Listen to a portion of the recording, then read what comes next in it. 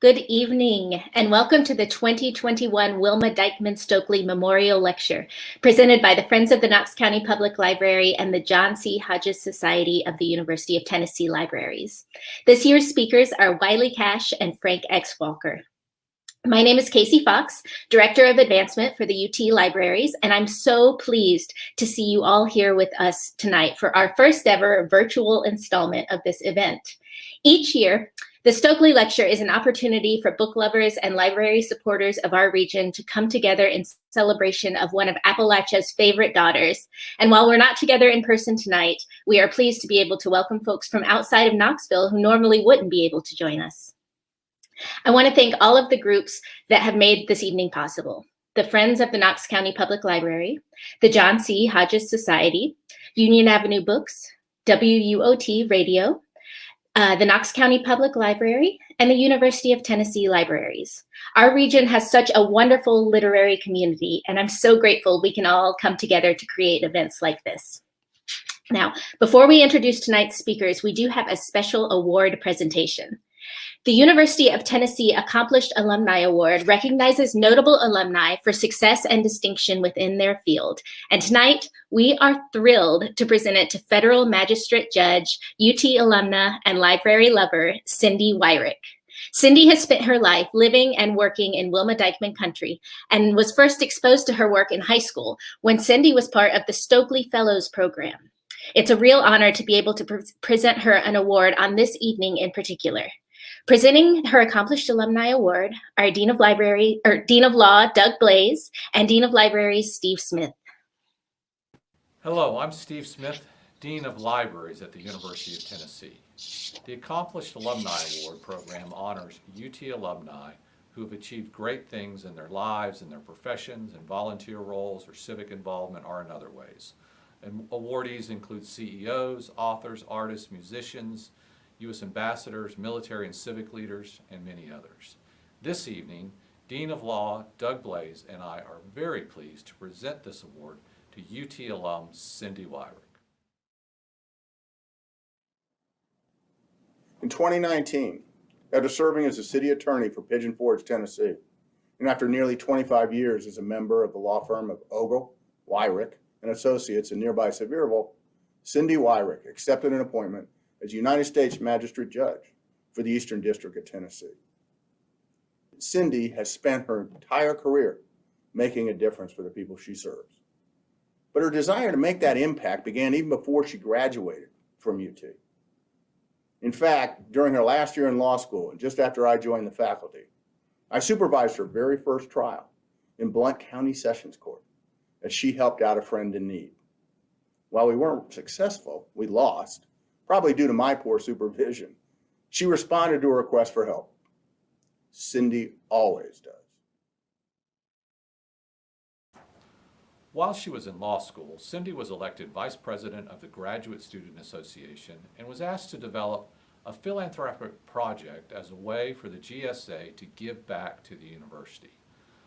Wyrick decided the most impactful way the GSA could help all students was to focus their efforts on a fundraiser for the UT Libraries. And in February of 1993, she launched the first Love Your Libraries Fund Run, which lasted for nearly 20 years. Cindy then became involved in the Library Friends Advisory Board and transitioned from student representative to a full member of the board after she graduated. Since then, she has helped establish an endowment and continue to support the library's extensive collection of materials related to the Great Smoky Mountains, East Tennessee, and this great region that we live in, one of our most important and popular collecting areas. Cindy, Your Honor, you've been recognized by your peers, who among other honors elected you as president of the Tennessee Bar Association in 2013. Now it's UT's turn to celebrate your incredible accomplishments. You've been a true champion of UT Libraries and a dedicated leader, friend, and supporter of the College of Law. We are so proud to present you with this Accomplished Alumni Award. I'm so honored to receive this award from the University of Tennessee because the university means so much to me. It's also very fitting that my husband Tim and our children Alex and Addison are here with me today, given that they share my love for UT.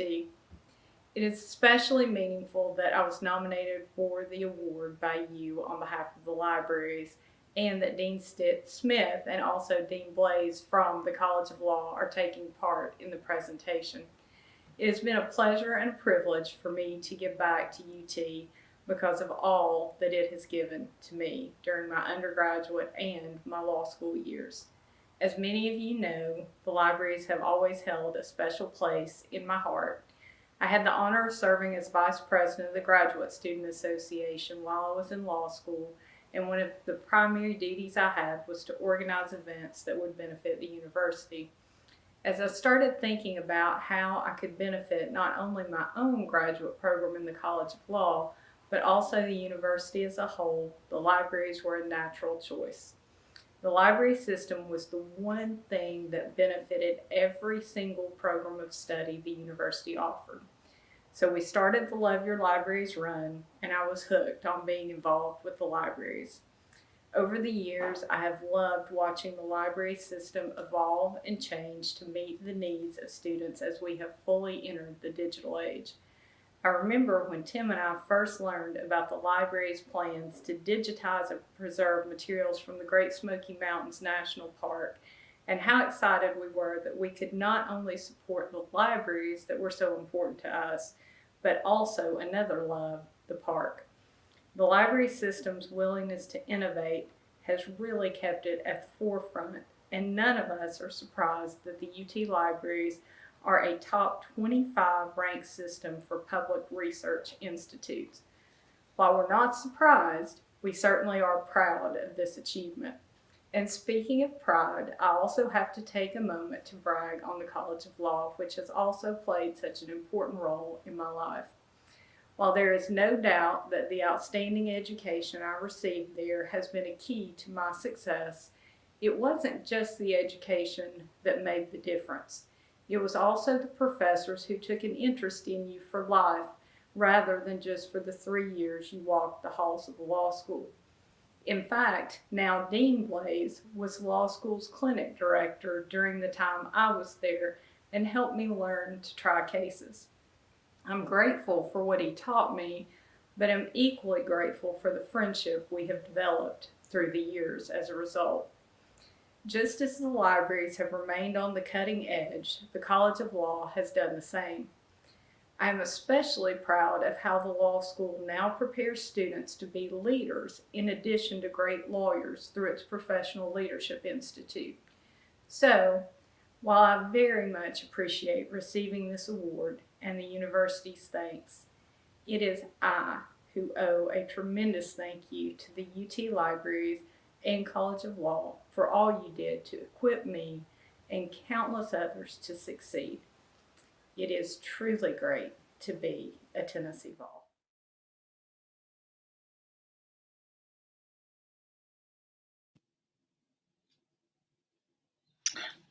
Thank you, Cindy. We are so honored to call you a friend. Now, to introduce tonight's speakers, it is my pleasure to welcome Jim Stokely, son of James Stokely and Wilma Dykeman Stokely, member of the John C. Hodges Society Board and president of the Wilma Dykeman Legacy, an organization that sponsors events and activities that sustain the values for which Wilma Dykeman stood: environmental integrity, social justice, and the power of the written and spoken word. Jim, it's so great to see you tonight. And it's great to see you, Casey, and everyone else. Good evening. I'm here to do two things. First, per tradition, I'm going to tell you the best joke I've heard over the past year. And second, I will introduce our speakers for the evening. So last week, I was walking down the street holding a big sandwich in my hands. And a friend of mine recognized me. He came up to me. He had a worried look on his face. He said, "Don't you believe in fitness?" And I said, "Sure, I believe in fitness." Fitness sandwich in my mouth. So I am so pleased to introduce these two fantastic authors tonight.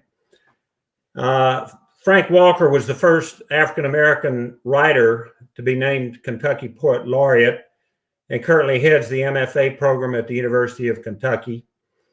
A founding member of the Appalachian Poets, he has published 10 collections of poetry, including Last Will, Last Testament, winner of the 2020 Judy Gaines Young Book Award. Also, his book, Buffalo Dance, The Journey of York, which I read recently, tells the story in first person of the slave of William Clark, who accompanied Lewis and Clark and others on the Lewis and Clark expedition. His book, Turn Me Loose, The Unghosting of Medgar Evers, was awarded the 2014 NAACP Image Award for Poetry. And by the way, Wilma Dykeman and her husband, James Stokely, interviewed Medgar Evers when they were writing their 1957 look at the South called Neither Black Nor White. Frank Walker's collection, Masked Man, Black, Pandemic, and Protest Poems, gathers poems Walker began writing and posting on Facebook in April of 2020. And it's a remarkably timely response to the era that we find ourselves in. Our second speaker, Wiley Cash, is whom I count as a friend, is the New York Times bestselling author of the novels A Land More Kind Than Home and This Dark Road to Mercy. The founder of the Open Canon Book Club and co-founder of the Land More Kind Appalachian Artists Residency. He has been a fellow at the McDowell Colony in Petersboro, New Hampshire, at Yaddo in Saratoga Springs, New York, and at the Weymouth Center for the Arts and Humanities in Southern Pines, North Carolina.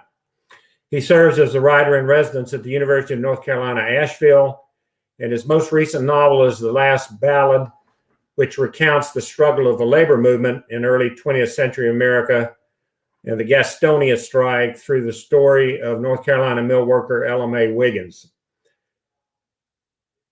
So Frank Walker and Wiley Cash, as you come onto the screen, I want to thank you so much for joining us virtually this evening. Wilma would be delighted.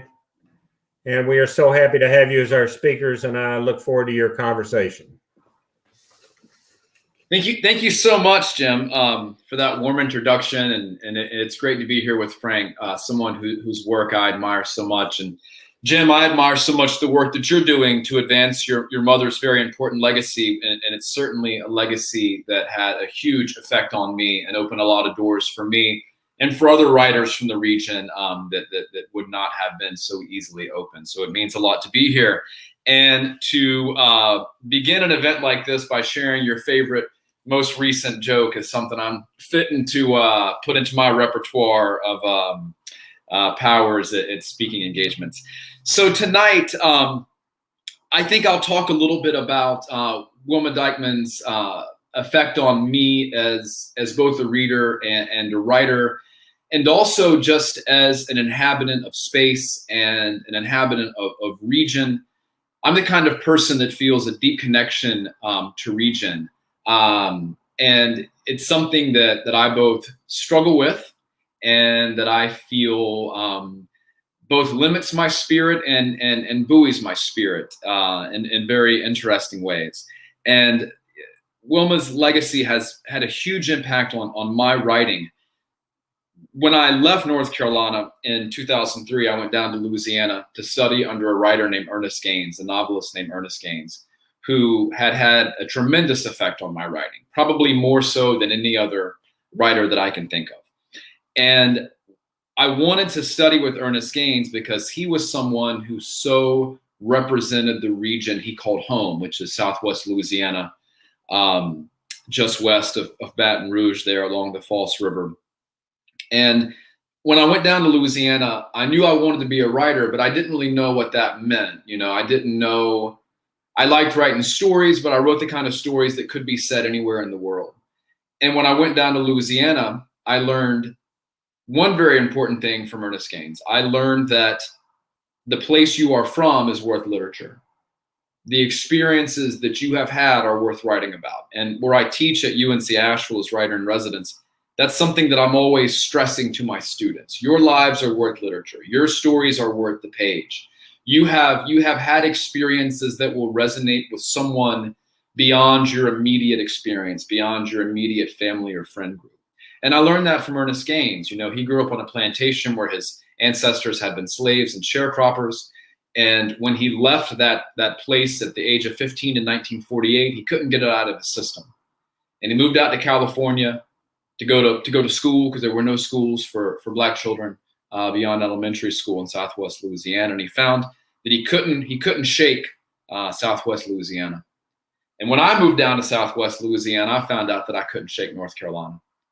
And so all these stories that were rather placeless before I left the place of my birth suddenly became very grounded in place. And I began reading and rereading texts that I had kind of taken for granted. Books like Look Homeward Angel, books like The Tall Woman. And I found in them stories, characters, people that deeply, deeply resonated with me in the places that I felt most at home, the people that felt most familiar to me. So as much as I felt a connection to Ernest Gaines and the ways in which he wrote about old people and about land, I felt those same connections to writers like Wilma Dykeman, especially this came much later, but Family of Earth, which is her early book, late published, posthumously published early book about growing up in Buncombe County and trying to make sense of that region. And then, of course, we all know the French Broad, which is an ethnography of a river, an ethnography of a body of water that tries to make sense of that place and its historical trajectory. And then, of course, The Tall Woman tries to make sense of frontier living and the pressures that fall to women. And then, of course, Return the Innocent Earth tries to make sense of worker exploitation, economics, land use, and all of those things. And in each of my books, that's what I was also trying to do, trying to make sense of something. In my first novel, A Land More Kind Than Home, I tried to make sense of the way religion and faith sometimes sweeps us off our feet against our better judgment. In This Dark Road to Mercy, I tried to make sense of the stories that we hear about people and our inclination to believe them or to not believe them, especially our parents. And in The Last Ballad, I tried to make sense of my hometown, Gastonia, North Carolina, and this incredible strike that happened in the summer of 1929, made headlines in every major newspaper around the world. A woman who shared my mother's maiden name of Wiggins, Ella Mae Wiggins, was murdered. Local police chief was shot and killed. Everyone in the world knew about the strike at the Luray Mill in tiny Gastonia, North Carolina in 1929. But by the time I came along and was educated in the city's public schools, people had stopped talking about it, and the story and Ella Mae's legacy had been erased from history. And like Wilma did in her books, I tried to make sense of why. And I thought tonight I would read just a little bit from The Last Ballad to give you a sense of what that novel feels like and sounds like.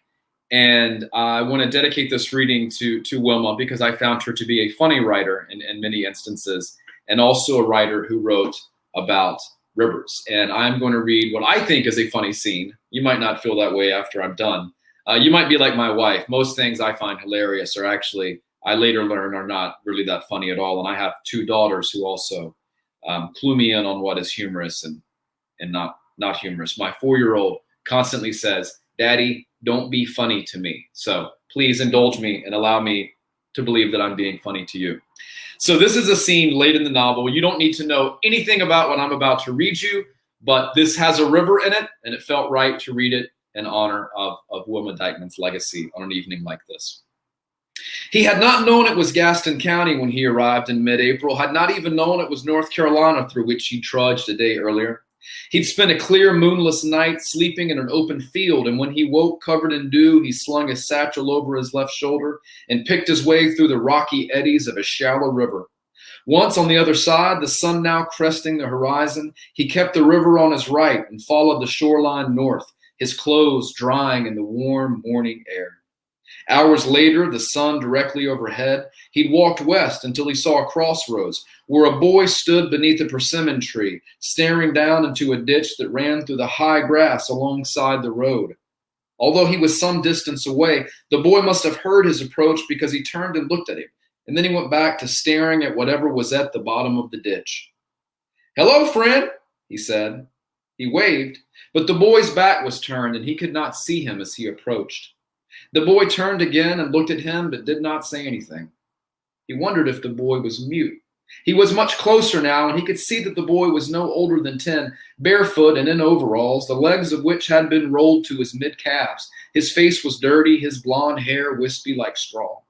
The boy did not look at him again, did not even when he stood beside him and peered down at a black and white mutt that lay panting, its dry tongue lolling from the side of its mouth. Specks of blood spattered the white fur around its lips. More blood glossed the dry grass around the dog's anus. The animal appeared calm. One of its eyes, the only one he could see from where he stood, rotated in the orbit of its socket and repeatedly looked at him, the boy, the sky, and then the tall blades of grass that stirred overhead in the breeze. "This here your pooch?" he asked the boy. The boy nodded his head. "What happened to him?" The boy shrugged. "You just found him here?" The boy nodded his head again. He looked up from the ditch and touched a branch of the persimmon tree, trailed his fingers through its yellow blossoms. He took in the landscape around him. The river was somewhere behind him, so he did not turn in that direction. Instead, he looked toward the bright green trees on the other side of a field, and for a brief moment he wondered what grew in the field and when it would be harvested. The day was clear, but he smelled something in the air, something damp, clammy, perhaps born of river mud. "Where are we?" he asked the boy. The boy lifted his eyes from the ditch and looked around as if getting his bearings. "Gaston," the boy finally said. "Gaston," he repeated. He looked down at the boy. "Do you mean Gaston County?" The boy shrugged. "Mama just says Gaston when she says here." "You and your mama live close by?" he asked. The boy nodded his head, lifted his arm, and pointed down the road that seemed to lead south. "Your mama got any work needs doing?" he asked. "She'll shoot you," the boy said. "Excuse me?" "She'll shoot you," the boy said. "She said she'd shoot the next man who come up from the river." The boy looked at him. "You come up from the river, didn't you?" "I did." "Well," the boy said, turning his gaze back to the dog, "she'll shoot you, sure enough." So after going to graduate school in Louisiana for 5 years, I moved, and I wrote my first novel, Land More Kind Than Home, about Western North Carolina while living in Louisiana. And then I moved to West Virginia, where I got a teaching job in the Northern Panhandle near Pittsburgh. And I lived there for 5 years. And I wrote my second novel, This Dark Road to Mercy, which is also set in the western part of North Carolina. And then in 2013, we moved home to Wilmington, where my parents actually moved down to the coast of North Carolina. In 1998, my brother settled here. My wife's family's from here. And so we moved home to North Carolina, to the coast of North Carolina.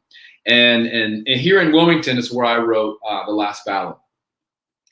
And so it was a weird thing writing a novel about North Carolina while living in North Carolina. And I think being back home definitely assisted me in making sense of a place that I was trying to write about, and in a time and an era and a cultural moment, cultural, historical, political moment that I was trying to write about. And then we had kids. Our first daughter, who is 6 years old, she was born in 2014. And our second daughter, who will be 5 in a couple of weeks, was born in 2016. And it dawned on me that my children are growing up on the coast of North Carolina. And it is a landscape, it is a culture, it is a pattern of weather, it is a geography that has been, and I imagine will continue to remain very foreign to me. And I constantly find myself trying to make sense of this place. And I have a bit of anxiety in my darkest moments that my daughter's experience of growing up here is going to be so different from my own experience of growing up west of here, that there was going to be some kind of irrevocable difference in our understanding of the world, or in our understanding of North Carolina, or in our understanding of anything, of one another, perhaps. And so I thought maybe I should write about this part of the state, and maybe I should write about Eastern North Carolina's history, especially the racial legacy of a place like Wilmington, Brunswick County, New Hanover County, the site of the only successful coup in American history in 1898, when a race massacre overturned local elected government, site of the Wilmington 10, one of the great injustices of the civil rights movement. And so my new novel, which comes out in September, titled When Ghosts Come Home, it's a coastal novel, you can see. And this novel is my attempt to make sense of this place. And I'll read just a little bit of here, a little bit from this book, and then I'll turn it over to Frank after I read from this. And that's it. And then we'll talk with each other a little bit and take some questions from y'all if you got them, and we hope you do.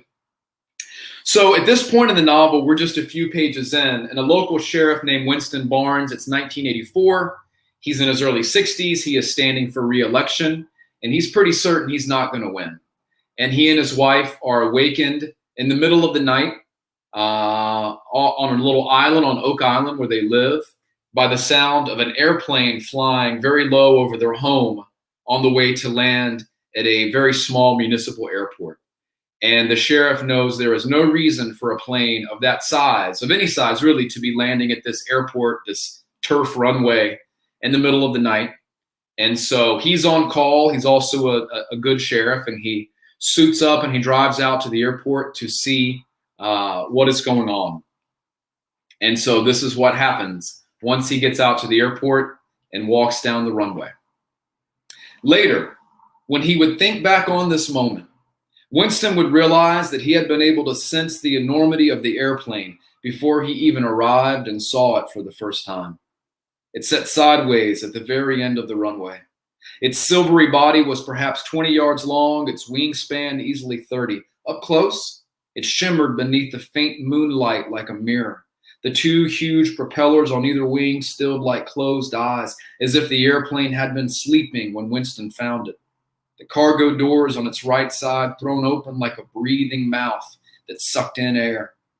Winston did not know much about airplanes aside from his brief brushes with them while serving in Korea, but he knew this airplane was old, perhaps a World War II relic, and that it had been too large for this runway, and that was why it sat in the position it did. A quarter of the way into a full turn that the pilot must have made to keep it from plunging into the trees just beyond the runway's end. The rear landing gear snapped in half, and the tail resting awkwardly on the ground. Winston unholstered his pistol and stood with it down by his side. "Hello?" he called. He waited, but all he could hear was what seemed like the sharp, tinny silence of the airplane's presence. "Anybody in there?" He only raised his gun when the bouncing beam of a flashlight caught his eye. Someone was coming across the grassy field from the parking lot on his right. Winston turned in that direction, and that's when his eyes fell on the body of a black man lying on the grass alongside the runway. In the scattered beam of the approaching light, Winston saw that the front of the man's shirt had been blown wide open, and his chest was dark and damp with blood. The man's eyes were open, but it was clear to Winston that he was dead. He trained his pistol on the approaching flashlight, and he wondered who had shot the man on the ground in front of him, wondered if that same person was approaching him now. He was surprised by the night's turn of events. But in that moment, nothing in him was scared. He was simply ready. And that is how the action begins in this novel set on the coast of North Carolina in 1984, which is about family and fatherhood and community memory, cultural memory, and legacies of racial violence and how they can fester and carry over into generations that thought they had cleansed themselves of those kinds of troubles.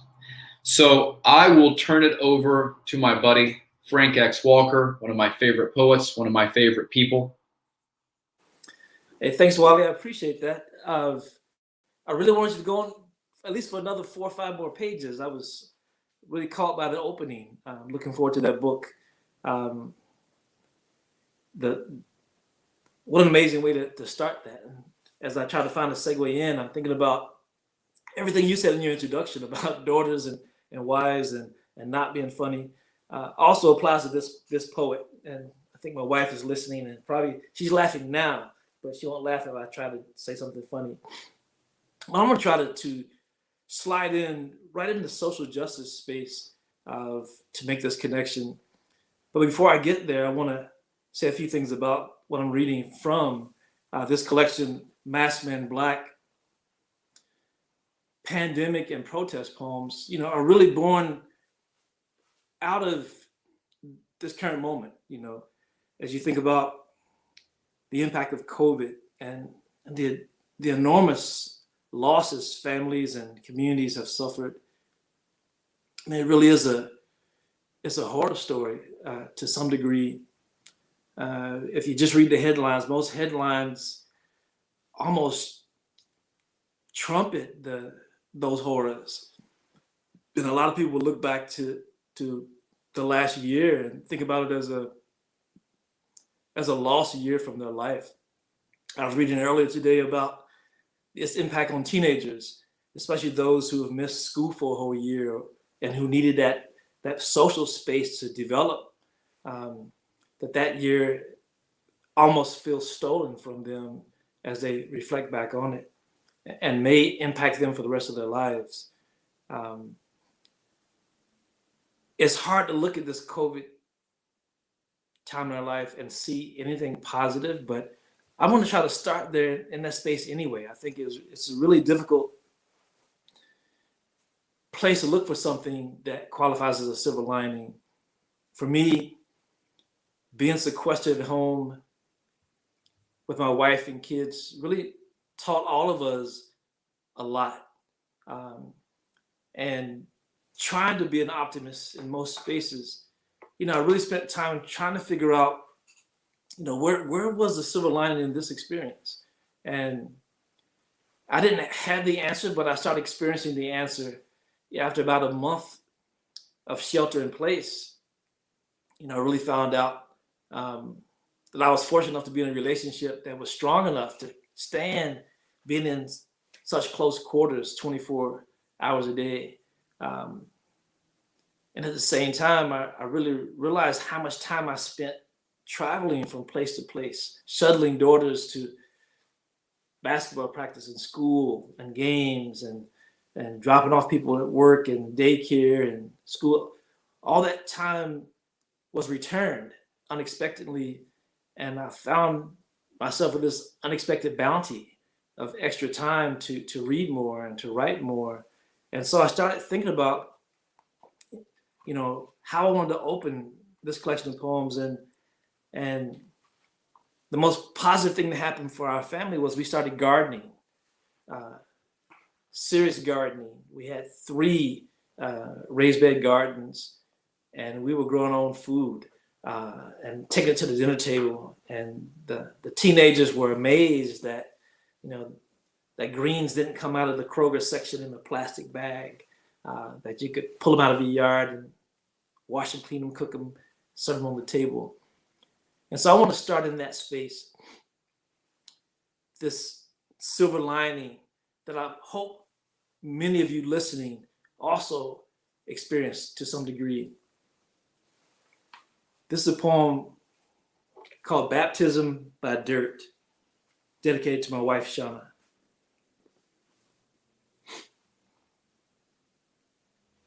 All believers know about the power of water, though not enough about the power of dirt.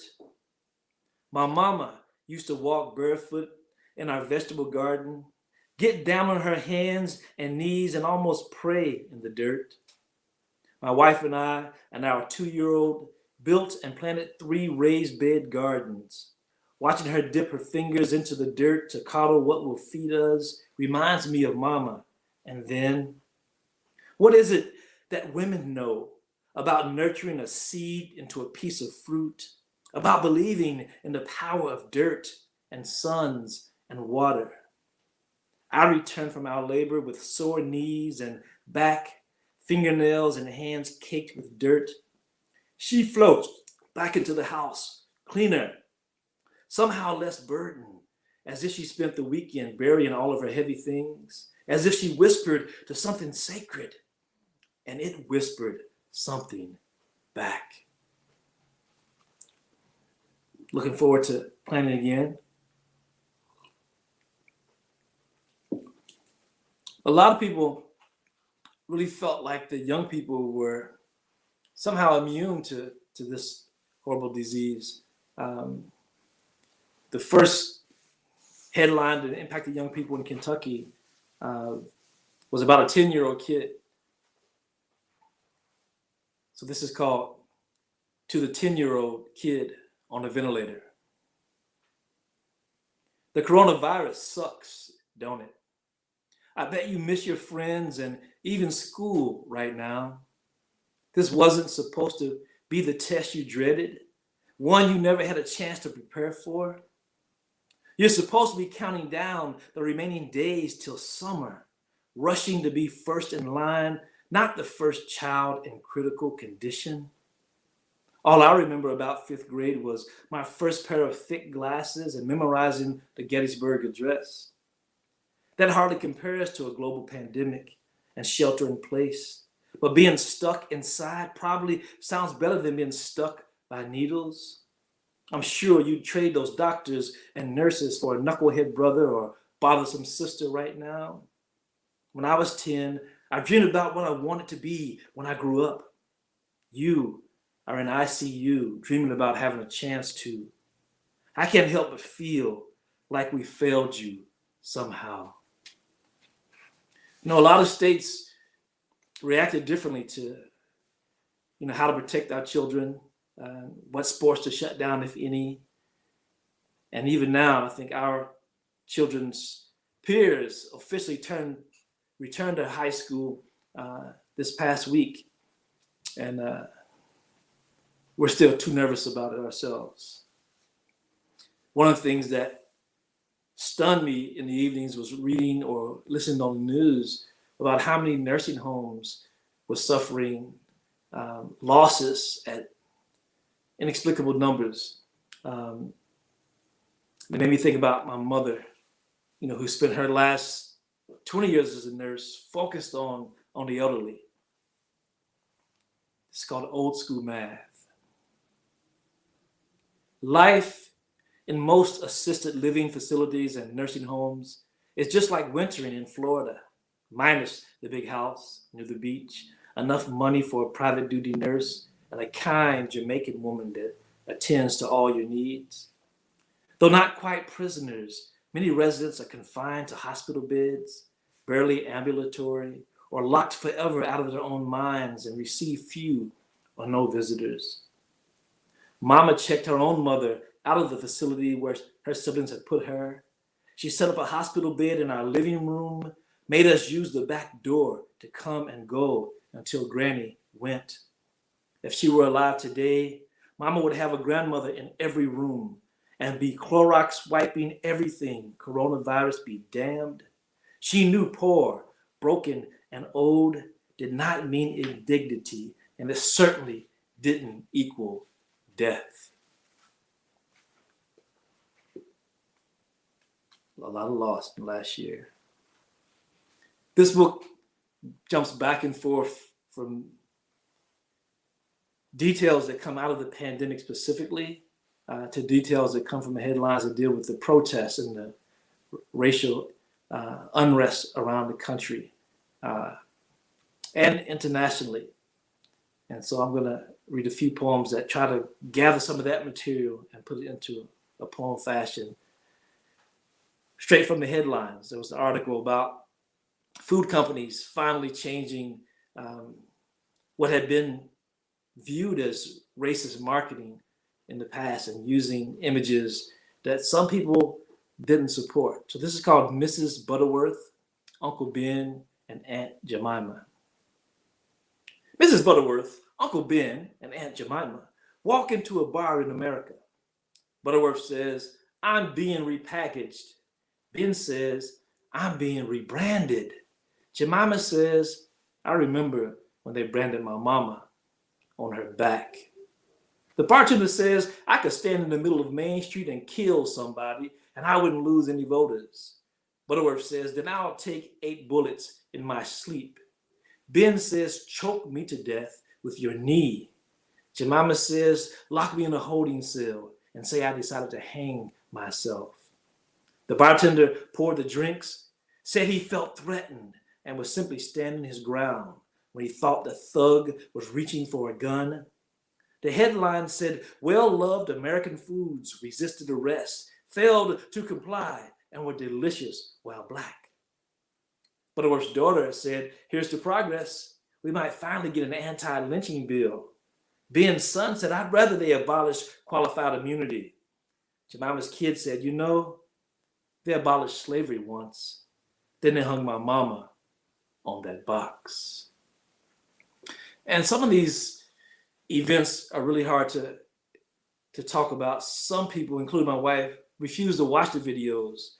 I know the George Floyd court trials are about to happen. Well, I think they started this week. And one of the things that I'm sure will happen will be the debate about whether or not they can get a fair jury because the video went viral. I mean, it'd be hard to find someone who didn't see that video. I wanted to write about that event, but I want to do it in a way that allows people to approach it in a very different way. So here's the event via a poem from the point of view of Officer Chauvin's knee, a persona poem called "Complicit at Most." I am no more guilty than the officer's eyes choosing to look the other way. Technically, I'm not even touching his neck. All I could feel was the hot cotton insides of Officer Chauvin's slacks against my skin. Almost 9 minutes is a long time to kneel on the neck, especially if you're unaccustomed to praying or begging. But after pressing all of me down, he puts this all on me, as if he was planning to propose, but got cold feet and was too embarrassed to get up and just walk away from this altercation, marrying us both to this moment till death do us part.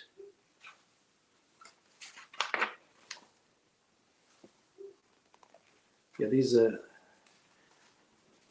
harder poems.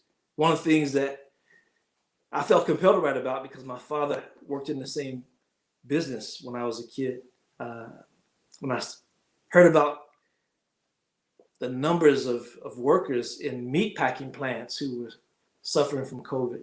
At that point, they didn't have much PPD and they hadn't figured out how to keep them safe, but they did figure out that they could not do without meat, that America needed that protein on their tables. So this is called Ode to Meat Packers. Oh, you of tired feet, sore hands, weary second shift eyes, and darker minimum wage skin. The executive order signed by the president to keep your plants open, to keep meat in grocery stores and on America's tables, despite the need for more spacing on your lines, personal protection equipment, more sanitizing stations, and barriers to separate workers, at least implies you are now essential. Forget the ICE raids, families at the border, and children still in cages. Ignore the prioritizing of beef over ventilators, pork over vaccines, and poultry over tests.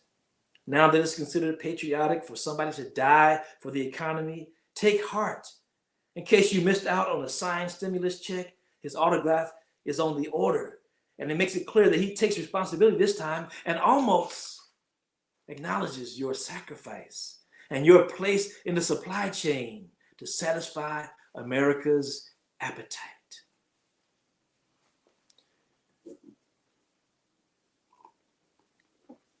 One of the things I'm privileged to to enjoy as a very large family. I'm one of 11. And one of the challenges last year during COVID was Easter dinner. Our annual Easter dinners are like most people's Thanksgivings, given the number of people who show up. But last year, we decided in our house that we could not go to my hometown of Danville to enjoy Easter dinner because in Danville, most of our relatives had not accepted the idea that COVID was real. And so there was very little mask wearing. And the idea of going and not going was a real tug of war emotionally. So, of course, when things get that difficult, even though I'm not funny, I try to make something funny out of it. So this is a poem that every fourth person thinks is funny. It's called Easter Prayer, 2020 AC, and it is intended to be a prayer. All-powerful Black Jesus, please protect my brothers and sisters and their families and friends when they gather together illegally to enjoy Easter dinner and the Sabbath. May they pass around the sanitizer after holding hands in prayer. May whoever is lifting up your name be wearing a mask correctly, O Lord. May any pork that touches their lips not mess with their blood pressure. Hide the salt, sweet Jesus, and please grant them the vision to bring at least one sugar-free dessert, some diet sodas, and unsweetened tea. Strengthen them for the fight against that devil diabetes and all cancers, Lord. Thank you for their on-time unemployment checks, Medicaid, and Obamacare. Help them choose wisely if the choice is between the cable and light bill and their life insurance. And if it is your will to take all their asses because they refuse to believe COVID is real, let this be the best meal they ever ate, Lord. And take them all on the same day so that they may offer each other comfort in the hospital and allow the rest of us to endure only one drive-through service.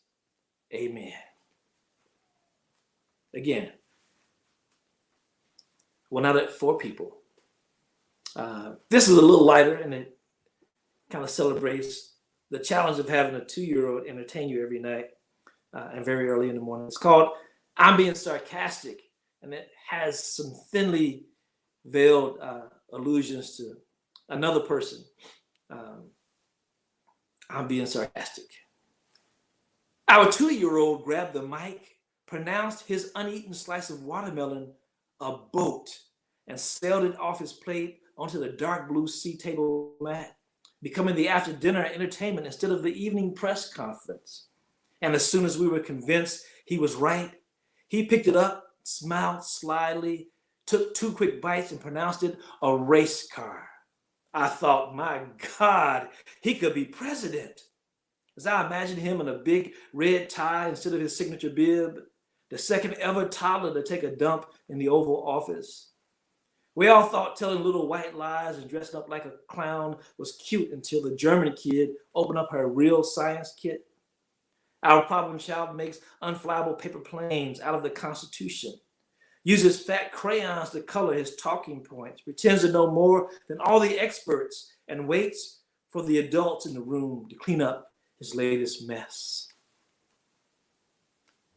I'll leave that where it lands. One of the things that happened to me very early on, connected to mask wearing, is that I was a little apprehensive about wearing a mask into a store in broad daylight because I live in a red state and I watch the news. And the protests were about the same thing that I was concerned about. And I started thinking about a Paul Laurence Dunbar poem called We Wear the Mask. And it inspired the title poem to this collection called Masked Man Black. Masked Man Black. Black male me walks into a store in broad daylight, black phone in hand, wearing a black mask. You already know how this ends. Somebody felt threatened. Somebody got shot. Black woman wailing makes news, but it isn't new. All the chalk outlines are white. All the states are red. The coronavirus doesn't discriminate.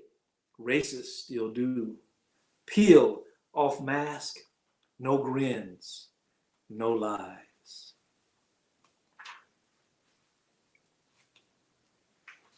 I remember watching all the protests happening at state capitals around the country, including Kentucky.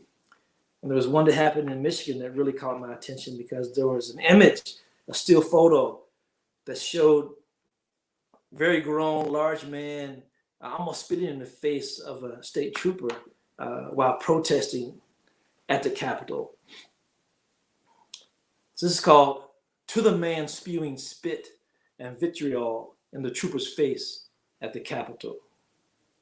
Expressing so much passion towards a woman who is not even there, a kiss away from a man who pretends that you're not there either, has to be a whole chapter in the S&M Guide to the Universe, a sex manual for broken men. Maybe the ever-present Confederate flags are constant reminders of a time when a noose and the rope that birthed it was not intended for the woman you pay to bind you at night, but for bad hombres and N-words you fear she dreams about. Maybe you handcuff her because the police academy rejected you too. And when you role play, she is Emmett Till or Trayvon or another 14-year-old boy. But that would make you a pedophile, and you ain't sick, just angry at a woman who you believe locked you up too tight, stripped you of your liberties, made you feel like 3/5 of a man, except for the massive gun you are carrying, which is not about overcompensation per se, but about expressing the freedoms you claim you no longer have. Because a woman in the State House gave you no choice, took something precious and sacred from you without your consent or before you could agree on a safe word. A lot of stuff there underneath that poem. I'm going to close with a poem that takes me back to the beginning. And this is, in my opinion, at least, a love poem. And there were times during the last year I could imagine these two words on the same line or in the same sentence, Corona and love. But this is called Corona Love for Shauna. Our stay-at-home order has come with a silver lining.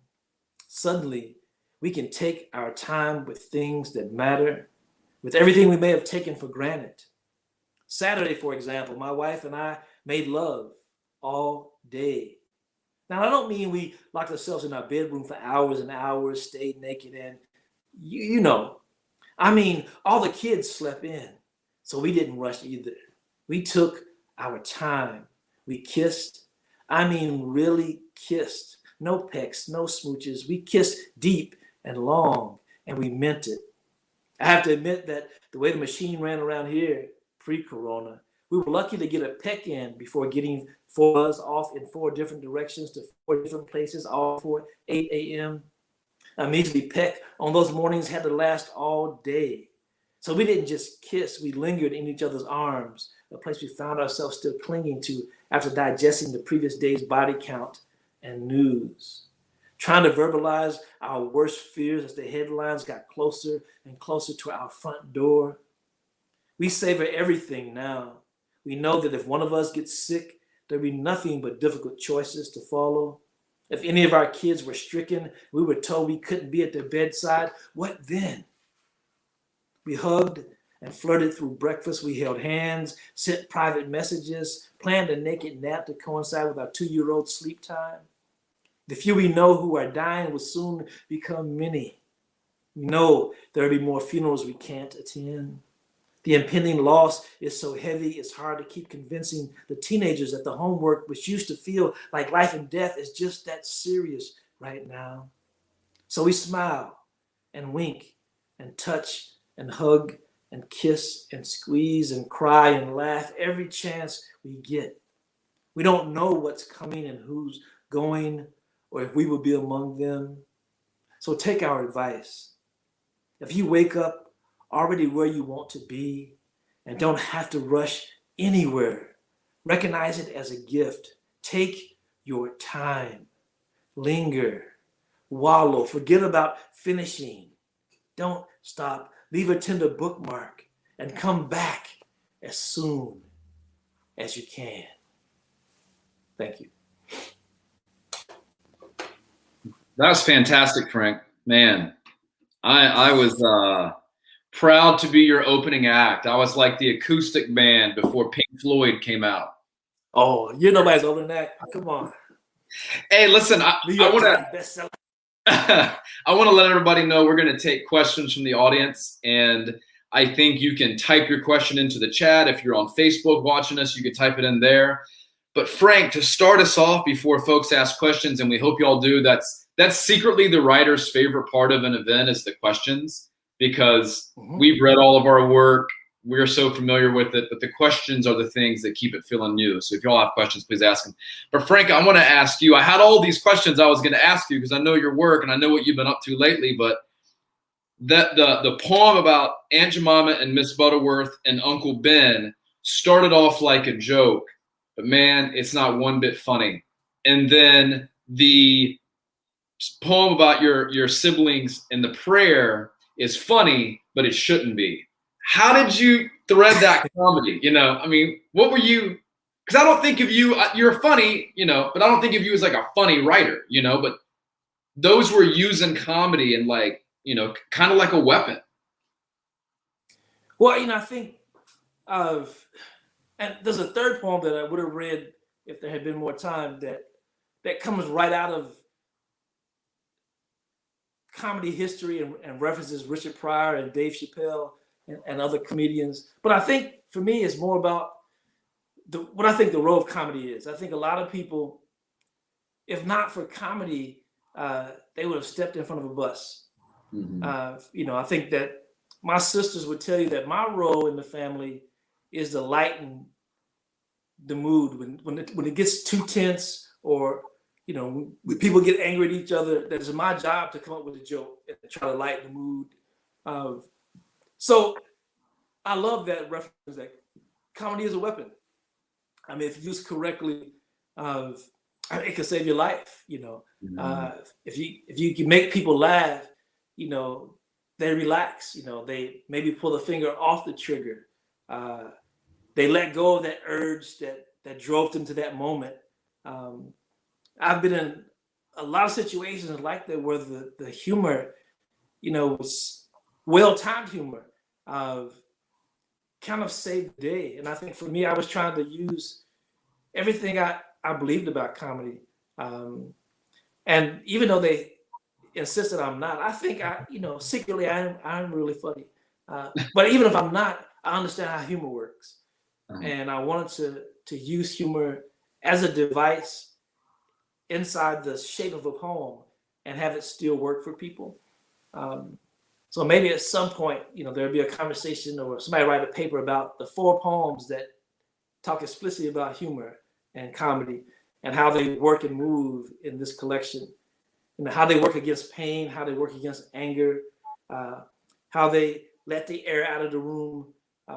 Because one of the things that happens, and I think during protests, is when people find themselves, you know, face to face with their adversary, either they come to blows and, you know, everybody dies, or somebody finds a way to compromise or let the steam out. And I'm always looking for the compromise, because I think, you know, nobody wins when there's a war. Nobody wins a fight. I mean, you might be the victor in a boxing match, but, you know, if you're really an empathetic person, you know, it hurts to hurt somebody else even. So yeah, that's my long answer. And for you, how important was it to even though you don't have people at home encouraging your own comedy and funniness, how important was it to make sure that you had light moments in your work, especially this novel that's coming in September? I mean, I know it won't be all hard the entire time. There's got to be some light moments in there just to keep people turning the pages. Yeah, I think for what I do, you know, I think people ask me, you know, how do you write such dark books? And why are your books so sad? And why are your books so depressing? And then so when I read at events like this, I always try to read something funny, because I feel like if you don't have a little bit of humor, if you don't have a little bit of light, then you don't realize how dark the dark times are. If you don't have that little bit of levity, then you don't fully understand how high you have to go to lift those sad moments. And so, you know, in this book, the opening scene is this sheriff and his wife, you know, they're in bed at night. This enormous plane wakes them up, and they kind of have this flirty back and forth banter. It's kind of this, you know, sexy, middle-aged, back and forth husband-wife moment in the middle of the night where she's trying to keep him home and he's got to go do his job. And then he gets out to the airport and discovers this like grisly murder scene and this mysterious plane. And so what I tried to do was take the reader from this very warm, funny domestic scene to a really horrifying moment of violence that ends up being, you know, a kind of a catalyst toward more racial violence later on in the novel. But in every moment that I can, I try to put a little comedy in there. And when you were reading the poem about the characters going into the bar, the branded food characters, I was thinking about how you give us permission to laugh, and then as soon as we laugh, we feel bad. We feel guilty for laughing because Aunt Jemima says what she says about being branded. And I love that. I love when, because all writing, I mean, I don't know how you teach, but I teach my students, all writing is manipulation. You're using language to manipulate abstractions into concrete things that a reader can perceive. You try to keep them engaged in your poem or your story, but to manipulate somebody into a trap and then hit them with that cold, hard reality of what it means to be branded, that was effective. And it reminded me, you know, my brother's a stand-up comedian, and Lord knows he's dealt with his fair share of pain in his life, that all comedy is pain. You know, all comedy is someone else's pain. You know, you think of the funniest movies you've ever seen, and they're moments of pain. We're witnessing somebody slipping on a banana peel. That's a painful moment for somebody. And the way that poem led the reader into that pain trap, it was awesome. What do you think your siblings are going to think about that Easter poem? You know, they'll never read it. Yeah. They're not exactly fans about poetry. But, you know, and I think they feel good about the role of comedy. You know, I think we recently sat down together and all watched the new Coming to America Eddie Murphy movie. And we had a long debate about, was the original, the one that came out 30 years ago, funnier than this new thing that just came out last week? And you could cut people, you know, there's a whole family down two sides of this argument by age. Everybody 40 and over understands that the first one was funnier. But everybody younger has no idea how funny the first one was because, you know, I understand for them that the first one has old jokes. So they can't appreciate the old jokes. For us, you know, those jokes came at the, you know, we were in the prime of our adulthood and they were about things we were experiencing in that moment. And we can still watch that movie over and over again. So there's no way. I didn't even have to see the second movie to know that it could not be funnier than the first. It just, the structure of the world is like that. Yeah. But I think there are a lot of lessons. You know, I've been wanting to teach a comedy class at the university for years, and I think people would be interested in it, and you know, I think the challenge would be, because I want them to write some of their own comedy and maybe even try to do it behind the microphone to see how hard it is. I have a good friend who allows me to write jokes for him, and because I don't have the courage to get up there and try it myself, you know, I think it's easier to just write in a book and then hide behind the cover. But you know, it takes courage to be a stand-up comedian. You know, I give your brother all the kudos. But I think the most successful ones had something horrible or bad or dark or demented happen in their life, and they found a way to use a stage and a microphone as a therapy session, and the audience is eavesdropping on their therapy session, and they get to laugh at them at their expense, and then they get paid for it. So it's kind of this is a trade-off. And if that personal pain is as dark as, I mean, Richard Pryor and his whole, I mean, he was born in a brothel, and he talks about his experiences with drugs and how it ruined his life, and eventually took his life. But he would joke about it on the stage, and people would laugh at his expense. But he was hilarious. I mean, that's how he earned his living. Comedy. Ha ha. We got a question that came in. Christine asks, did you find that the pandemic gave you more time to be creative and write, or was pandemic brain present in your world? And you've talked about it really, really, really briefly, so I'll circle back to you in a moment. But for me, I'd been working on my new book for maybe 3 or 4 years, really trying to immerse myself in it. But, Frank can speak to this as well. I'm a full-time writer, but what that means is I teach, I edit manuscripts, I do workshops, I travel for readings. I don't travel for readings now, but I do a whole bunch of things to sustain my writing, my time to write. And so, because I do all of those things so much, I write I write on airplanes, I write in hotel rooms, I write at night, I write early in the morning. I don't punch a time clock to go in at 9 and get off at 5. I wish I did. But the pandemic allowed me to do that. The pandemic allowed me because everything was canceled. And granted, we took an incredible financial hit because of that. All of my travel and writing gigs and magazines and things were canceled. But what I had before me was this unbroken time to immerse myself in work that I'd never had before. Frank, you talked about that a little bit. I'll let you say what you were thinking. Yeah, I agree. I think for me, it was maybe the second biggest silver lining was all this extra time that I had not anticipated. Man, I wrote my first children's book. I finally finished my novel. I got to read books that had been stacking up for months, on my nightstand. And I mean, it's the most I had written in a 1-year period in my adult life as a writer. I kept hearing people talk about, it's things are so bad I can't write, and I didn't understand that. I was like, how could you not write? I mean, it seemed, like a contradiction to me. What else could you do with all that time? I just never been one to look at an impossible situation and wallow in it. How do I solve this? It's just a problem. What's the solution? How can I best use this thing? Where's the silver lining? I'm looking for it. And for me, that silver lining was, more family time. Even though homeschooling in the beginning was, was like, I don't want to do this. I think there's a higher appreciation for teachers at every level now, because people had to be responsible for their own kids. And now, if every teacher across America asked for a raise, they could get it. They definitely would deserve it.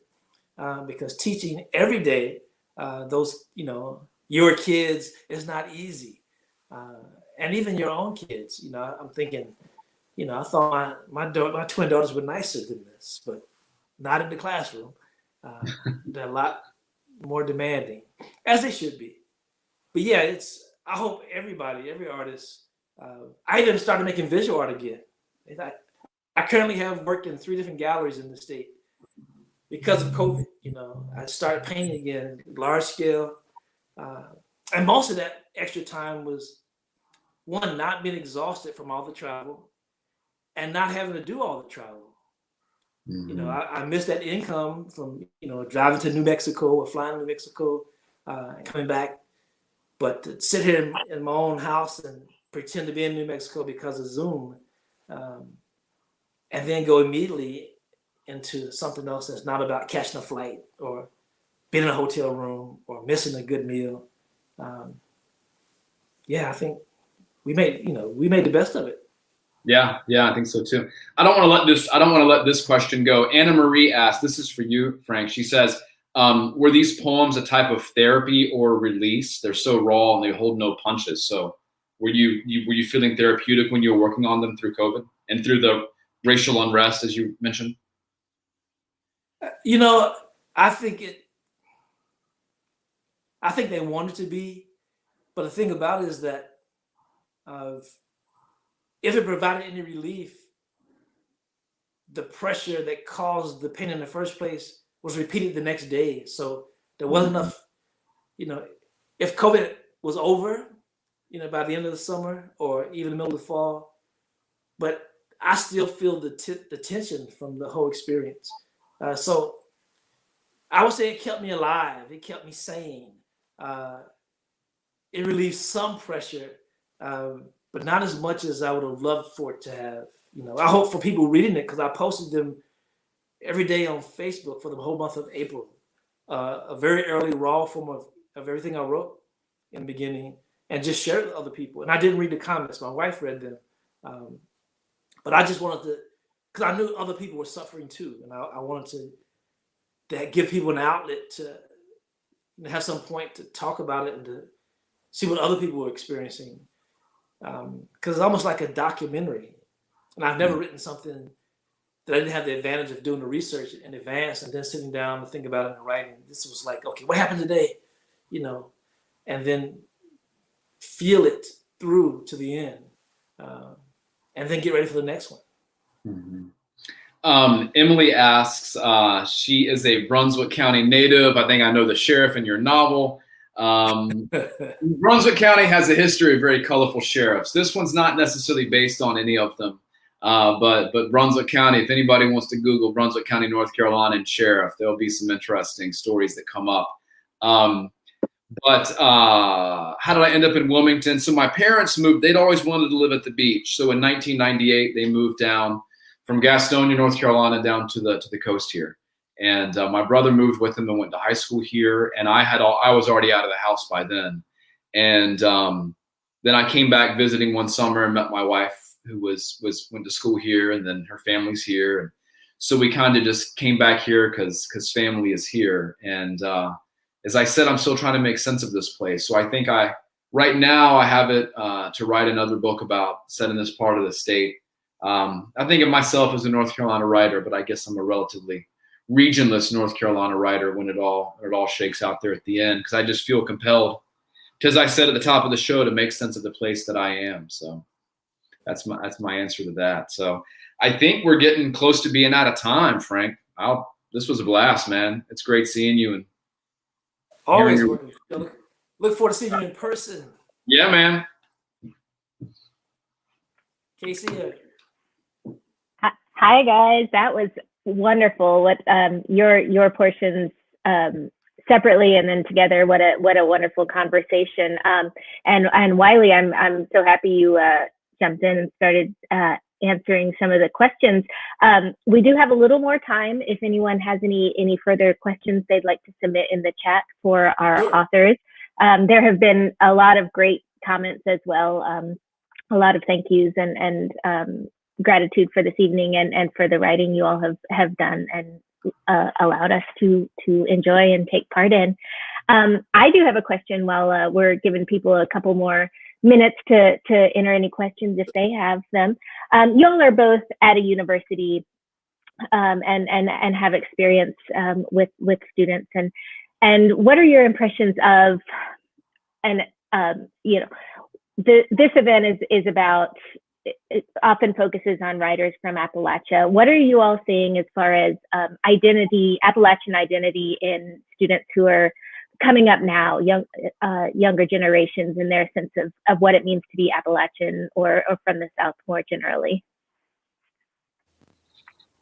I think what I'm seeing it both in the publishing industry and I'm seeing it in my students.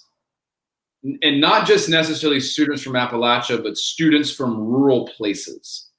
I feel like rural writers, from Jessamine Ward to Ashley Bryant Phillips, are just getting more attention. Now, I don't know if that's the Hillbilly Elegy effect, where suddenly we're interested in how rural people are living because we feel held to their voting whims, or whatever the sentiments that are driving their vote are,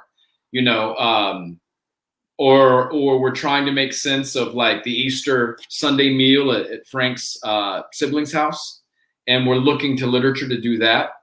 But there's something going on in the industry, and in, I think, film with even with the film like Minari, which is about, you know, Korean immigrants coming and making a living in rural America, and trying to live off the land and connect with the land. And it's freeing. My students at UNC Asheville, many of whom are first generation college students from the region, from rural places, are turning their mirrors back on themselves and saying, I don't have to write, you know, the New York story to get published. I can write a story about Morganton, North Carolina, and bring in those same themes. So that's my answer to that question. I don't know how Frank feels. Yeah, I would co-sign all of that. I think that at the same time, the millennials were becoming very interested in what was happening globally, because global equaled brand new people, languages, culture they had not experienced. They were also recognizing that there were some unexplored places right here in America, and so the lens has been turned in. And so I think there's definitely a larger audience for the creative work coming out of the region. You can see it in the number of books being created, the number of writers from the area, from the region winning awards, the number of movies being made from those books. You know, I think there's a sincere, genuine interest. You know, when you look at where it shows up, look at Justified. It wasn't a movie, it was a series. So, and it had more than one season. So I think that's representative of how much interest and the kind of interest and how broad the interest was, just in people in the region and their stories. And I think it's always try to bet on the new things, if they would get a second season or not. And it has more to do with how familiar it feels and looks, and also, you know, how unfamiliar but yet, you know, captivating it seems for people. I think we've been offering both of those things, something new and something old, and right here at home. And I think it's affecting. I mean, we've had kind of a banner year for applications for the FA program, and we thought that in the age of COVID that would not happen. People would head towards, you know, choices that would mean more money more immediately. But there are people who really understand they have a voice in the story and they want to tell it. And they're not just coming from the region, they're coming from around the country and other countries. They see something in this part of America that's still, I think, is authentic, it's still real. That when you say family, Wiley, I understand what that means because I'm from the same space. And it feels, you know, it feels very real. It doesn't feel, I mean, television and mass media, those things have gotten to feel so artificial because they're so formulaic. But, you know, we're talking about real people now and real situations and real familial challenges that pull at your heartstrings and make you feel and think. So I think that's what good writing does. Wonderful. Well, you all, you know, we have Wilma Dykeman, and then y'all as another generation in that legacy, and all of the young writers coming up now have you all to look to, and Wilma to look to further back as for the voices from this region, and we're just so grateful to you all for being here this evening and for sharing your everything you share with us through your work, through your speaking tonight as well. We're so grateful to you. I think that's about it. We have a lot of expressions of gratitude from our audience. Again, thank you all for being here this evening. It has been such a pleasure. Wiley Cash, Frank X. Walker, thank you for joining us for what we hope will be the only virtual Wilma Dykeman Stokely Memorial Lecture. And when we go back to being in person, we look forward to inviting you all to Knoxville, and so we can all have communion together in person as well. Thanks, Casey. Yes, thank you all so very much. Thanks, Wiley. Thanks, Casey. Well, what a wonderful evening.